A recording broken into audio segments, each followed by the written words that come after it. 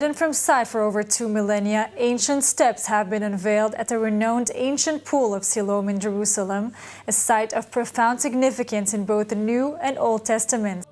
For nearly 2,000 years, it lay buried, hidden beneath the dust of centuries, covered by silence and forgotten by men.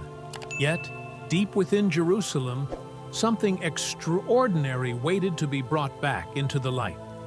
Archaeologists digging in the ancient city of David stumbled upon a discovery so profound that it not only confirmed one of the Bible's most famous miracles, but also left skeptics stunned, unable to explain away the evidence. This was not just another archaeological site. What was uncovered at the Pool of Siloam was nothing less than a living testimony, a voice from the stones themselves declaring that the Bible is true. Before we dive into this incredible revelation, let me pause here. If you are someone who longs to see faith confirmed by real history, if you want to understand how ancient prophecy and modern discoveries connect, then make sure you subscribe right now so you don't miss what's coming next. What you're about to hear may forever change the way you look at the Bible. Now, let's enter the mystery. The Pool of Siloam is no ordinary place. In the Gospel of John, chapter 9, we are told the story of a man born blind. Jesus' disciples asked him a question that echoed through ancient thought. Who sinned, this man or his parents, that he was born blind? Jesus' answer was unlike anything they expected. Whose sin caused him to be born blind? Was it his own, or his parents' sin? His blindness has nothing to do with his sins or his parents' sins. He is blind so that God's power might be seen at work in him. He said it wasn't sin that caused his blindness. It was so that God's works would be revealed. Then, with simple yet divine authority, Jesus spat on the ground, made clay with the dust, and spread it over the man's eyes. He told him, Go and wash your face in the Pool of Siloam. Go, wash in the Pool of Siloam. The blind man obeyed. He stumbled his way to the pool, splashed its cool waters over his eyes, and in that very moment, light entered where there had only been darkness. For the first time in his life, he could see. For centuries, critics dismissed this as a fable. They mocked the Gospel of John as an invention, saying the pool never even existed. To them, it was all allegory, a nice moral story, but certainly not history. But then came the summer of 2004. A broken sewage pipe on the southern slope of the city of David brought construction crews with heavy equipment.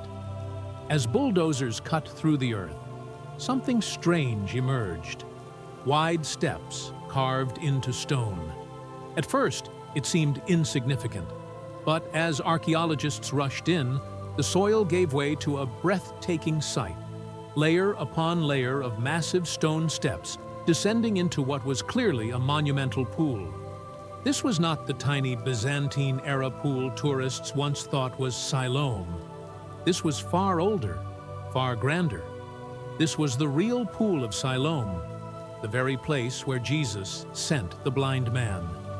In one moment, centuries of doubt were silenced. The pool was not allegory. The miracle was not fable. The gospel was not legend. It was history, etched in stone. But the story doesn't stop there.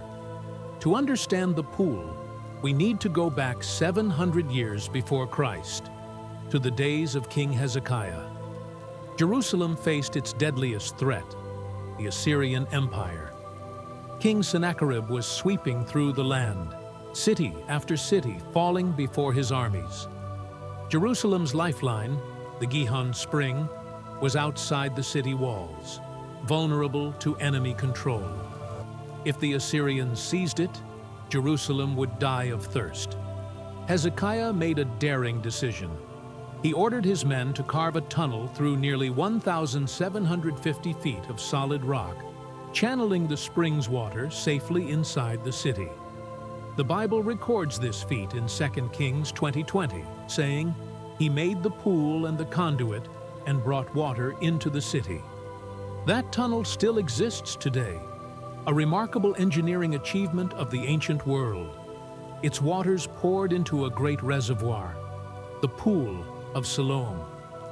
Generations later, after the Jews returned from Babylon, Nehemiah recorded how men repaired the steps by this very pool. Pilgrims would use its waters for purification before ascending to the temple. It was here that worshippers cleansed themselves before standing in the presence of God. Every detail weaves the pool deeper into Scripture's narrative, until finally, in the days of Jesus, it became the stage for a miracle that would prove he truly was the light of the world. Yet the excavation revealed even more. As archaeologists cleared away the ruins, they uncovered a paved stone road leading away from the pool. This wasn't just any road. It stretched all the way to the Temple Mount, a massive pilgrimage road used by thousands of worshippers. Imagine the sound of sandals on stone, prayers rising, songs of ascent echoing, as generation after generation of Israelites walked this very path, carrying water from the pool to the temple during the great feasts. And think about this. Jesus himself walked this very road. In John 7, during the Feast of Tabernacles, he stood and cried out, "If anyone thirsts, let him come to me and drink. Whoever believes in me, rivers of living water will flow from within them." The moment carried a weight his hearers could not miss, for as they carried water from the Pool of Siloam to the altar, he was declaring that he was the true source of living water. As excavations continued, something even more stunning came to light. Archaeologists began finding coins, thousands of them, lost by pilgrims along the road. These coins were dated with precision, many from the 1st century, exactly the time when Jesus walked the streets of Jerusalem. One coin in particular was minted in the year 29 AD, right in the very heart of Jesus' ministry. The evidence was undeniable. This was no legend written centuries later. The pool and the road were in full use during the exact time described in the Gospels. For skeptics, this was devastating. For decades, they had argued that the New Testament was written too late, too far removed from real events. They claimed places like the Pool of Siloam were symbolic, not historical. But now, stone steps, ancient coins, and roads carved through the city of David had stripped away every excuse. The Pool of Siloam is not a metaphor. It is a place. It is where prophecy, history, and faith collide. Think about the symbolism. In the days of Hezekiah, its waters saved Jerusalem from the Assyrians. In the days of Jesus, its waters gave sight to the blind. And today, its rediscovery opens the eyes of the skeptical world, proving once more that the Bible is grounded in reality.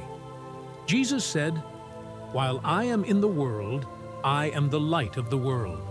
Standing at the Pool of Siloam today, those words come alive.